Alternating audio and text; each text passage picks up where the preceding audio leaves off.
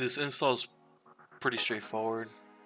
I didn't see much online for the ARB base rack on a 5th gen 4Runner.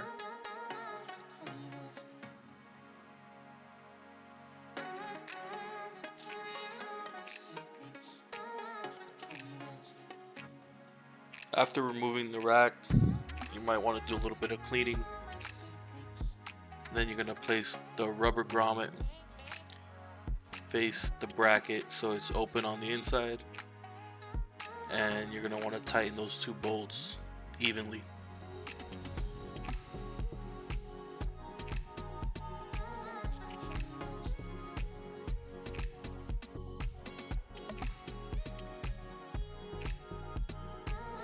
The next part is attaching the side rails to the rack.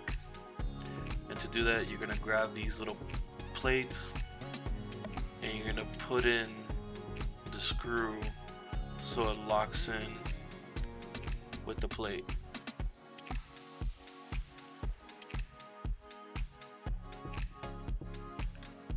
And you're going to want to put the screw so it's flush with the outer part of the plate.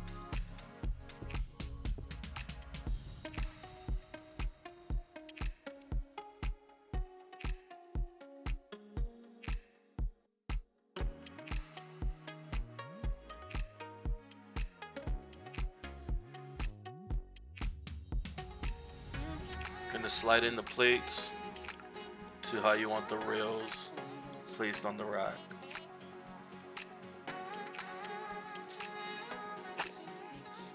You're going to leave the rails loose so that way when you place it on top, you're able to slide the rack left and right to center it.